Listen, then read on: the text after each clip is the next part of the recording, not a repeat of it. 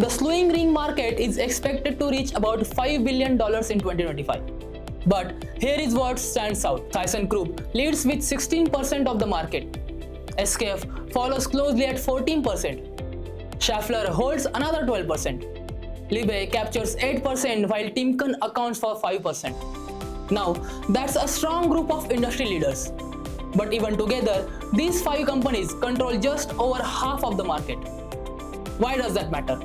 Because demand is coming from many industries: construction, wind energy, mining, and industrial equipment. That keeps competition active and innovation moving.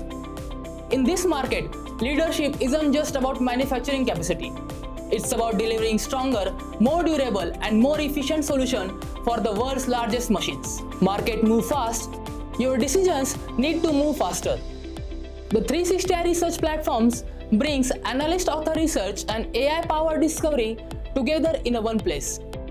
Ask targeted market questions, track competitors, explore industry shifts, and uncover timely insights that help your teams move from data to confident action. Connect with 360 Research and turn inspiring insight into dependable actions.